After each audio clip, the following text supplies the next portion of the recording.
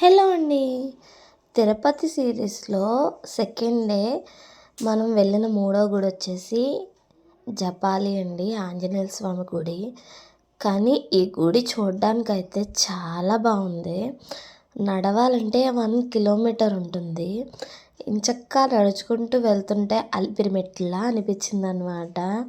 మధ్య మధ్యలో పలకరించే పెద్ద పెద్ద ఉడతలు, కోతులు, ఇంకా కొండముచ్చులు చాలా ఉన్నాయి. చాలా అనిపించింది. ఇక్కడ మేము ఉడతకి బిస్కెట్ పెడితే తింటూ మా వంక చూస్తుంది. సరదాగా వీడియో తీశాను. దీన్ని పెద్ద ఉడత అంటారు అంటున్నారు ఇక్కడ. మీకేమన్నా తెలుసా దీన్ని ఏమంటారో? మేమైతే మంచిగా నడుచుకొని వెళ్ళాం. ఇక్కడికి వచ్చేటప్పటికి ఆఫ్టర్నూన్ అయిపోయిందనమాట. బ్యాడ్ లక్ ఏంటి అంటే చాలా దూరం నడిచి వచ్చాం. కానీ స్వామివారిని చూడడం అయితే అవ్వలేదు.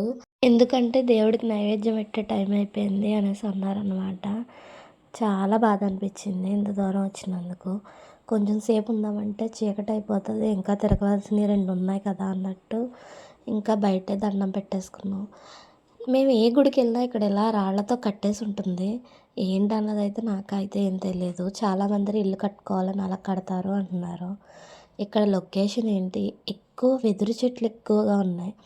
ఆ వెదురు చెట్లతో కోతులు అనేవి గెంతుతూ ఆడుతున్నాయి అన్నమాట. చాలా కోతులు ఉన్నాయి ఇక్కడ. ఆంజనేయ స్వామి గుడి కదా, చాలా ఉంటాయి అంటున్నారు.